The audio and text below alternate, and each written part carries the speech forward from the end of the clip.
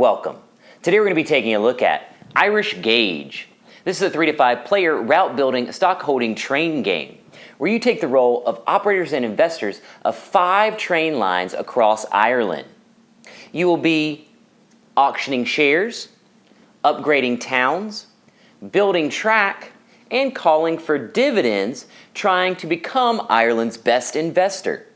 How do you become Ireland's best investor and win the game? By having the most money at the end of the game, which is when the dividend cubes run out. Now that we know what the winning condition is, let's take a look at the components, setup, and how gameplay works in Irish Gauge. Now let's take a look at the components. You have your game board. In each train rail company, you have your share certificates, locomotives, and dividend discs. Then you have your dividend cubes, your dividend bag, your money, and then finally, your rules booklet. Now let's look at the setup. We're going to be setting this up for a 3-player game, which takes 11 steps. Step 1, place the game board in the center of the play area. Step 2, separate and order your share certificates. You are going to separate your certificates by railway or color, order them in ascending order with the lowest on top. The share value is indicated by the biggest number on the certificate. Step 3, place certificates. You're going to place the certificates next to their corresponding locations on the board.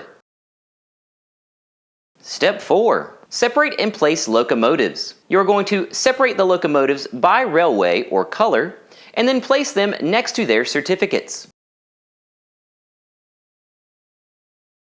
Step 5, place dividend markers. You are going to place the dividend markers next to the dividend per share location on the board.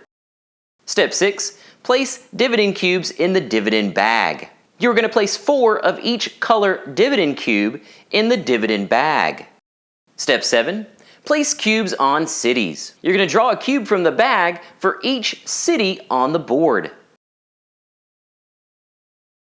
Step 8, place the remaining dividend cubes in the dividend bag. Step 9, place starting locomotives. You are going to place the starting locomotives for each railway on their indicated hexes on the board.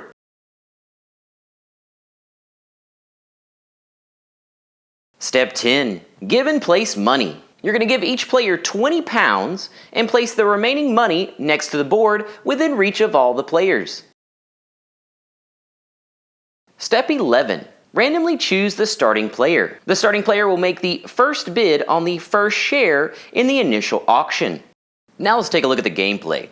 A game consists of 2 parts, an initial auction and then player turns until the end of the game. The end of the game is triggered when the dividend cubes run out. Now let's take a look at each part, starting with the initial auction. The initial share of each railway is auctioned in order: yellow, purple, orange, blue, and red. The start player from setup starts the first auction for yellow, or CBSC. Then the auction goes clockwise. Players can either up the previous bid or pass. When passing, you are not allowed to re-enter bidding. Then the player that wins the auction pays the bank for the certificate and starts the next auction. The minimum bid is the share value printed on the share certificate. This would be the bigger printed number on that certificate. If the opening bidder passes, along with everyone else, then they would get the certificate for free. After all the initial shares have been auctioned, we would move to the player turns, and the player with CBSC or yellow will start the turns.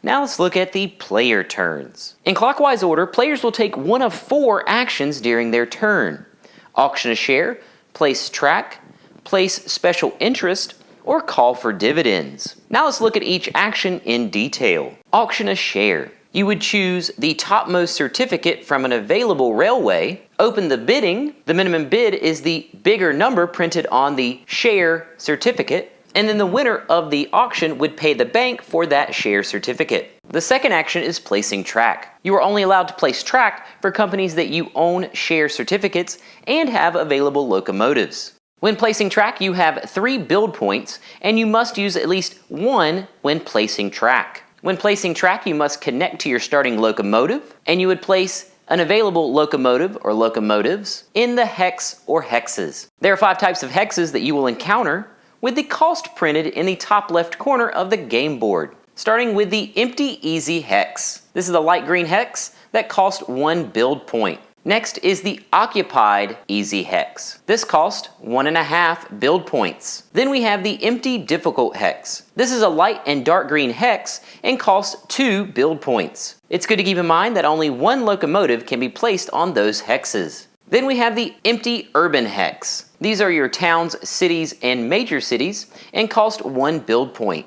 An Occupied Urban hex costs 1.5 build points. It's good to keep in mind that the cities and towns are differentiated by the special interest cubes. Cities have special interest cubes, and towns do not. Also, you'll notice in the top left corner, the major dividend bonus. As soon as a railway connects to the 3 major cities, outlined in red, the company pays a £12 dividend to its shareholders.